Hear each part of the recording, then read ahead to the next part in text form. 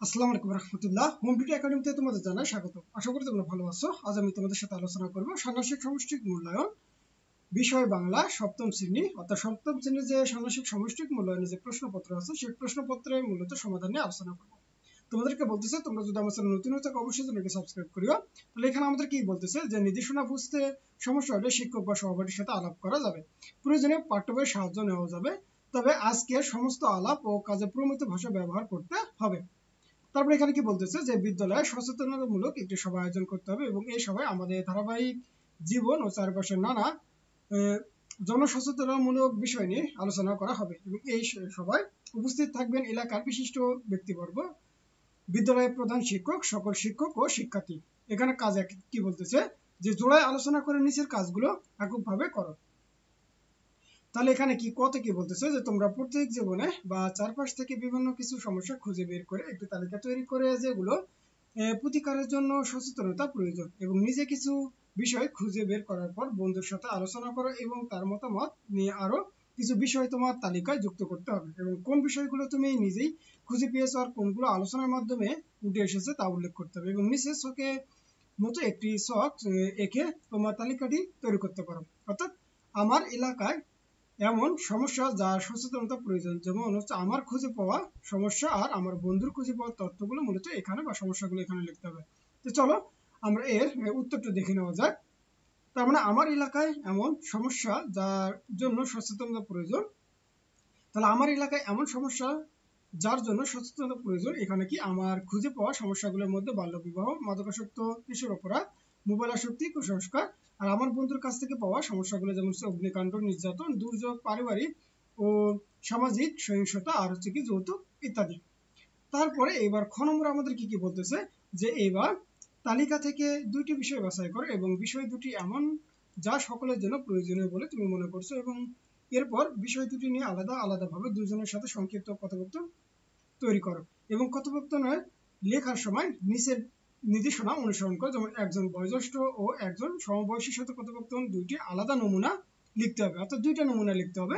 তাহলে সংলাপ সংলাপ লেখার সময় সর্বনাম এবং ক্রিয়া শব্দের মর্যাদা রক্ষা করতে হবে এবং সংলাপ লেখার সময় তোমার হচ্ছে প্রসঙ্গের মধ্যে থাকতে হবে, অর্থাৎ তুমি যখন এই সংলাপটা যখন লিখবা তখন তোমাদের প্রসঙ্গের মধ্যে থাকতে হবে, প্রসঙ্গের কখনো বাইরে যাওয়া যাবে না।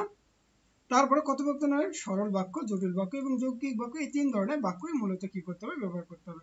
তো চলো আমরা দুইটা নমুনা সংলাপ দেখে নেওয়া যাক যে আসলে কিভাবে আমরা এই সংলাপগুলো তৈরি করব।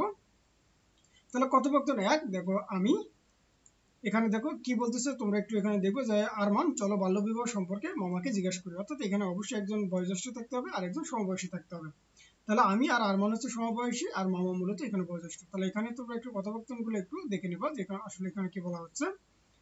তোমরা একটু দেখে নেবা আমি কি বলতেছি, আবার মামা কি বলতেছে বা আরমান কি বলতেছে, তোমরা একটু দেখে নেবা এখান থেকে। তাহলে আশা করি তোমরা এগুলো বুঝতে পারবা যে কিভাবে মূলত একটা সংলাপ তৈরি করতে হবে। এখান থেকে একটু এগুলো দেখে নেবা। তারপরে এইবার যেহেতু আমাকে দুইটা কথোপকথন করতে বলছে, তাহলে এটা মূলত হচ্ছে কথোপকথন দুই। তাহলে এখানে কি বলতেছে আমি যে আমাদের পাশের বাড়ি নাসিমার কিছুদিন আগে বিয়ে হয়ে গেছে, অর্থাৎ এই বিষয়ে মূলত কি করবে, আলোচনা করবে আমার সমবয়সী ফাতেমা।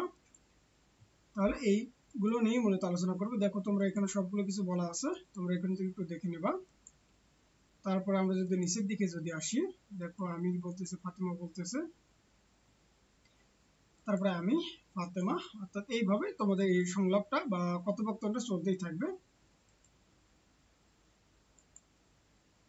তারপর এবার তারপরে দেখো পরবর্তী যে কোশ্চেন আমাদের গ নম্বরে কি বলতেছে যে এবার কথোপকথনে ব্যবহৃত তিন ধরনের বাক্যে একটি নমুনা তৈরি করে দেখো, অর্থাৎ এরকম একটি ছক খাতায় এঁকে নাও।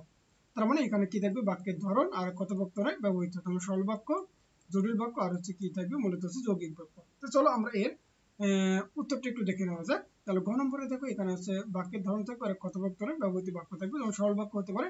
তাহলে এটা থেকে পরিত্রাণের উপায় কি, জটিল বাক্য হতে পারে কি যে যদি কোনো মেয়ের নির্দিষ্ট বয়সের আগে বিয়ে হয়ে যায় তবে তার উপর অনেক অপ্রত্যাশিত দায়িত্ব অর্পণ করা হয়।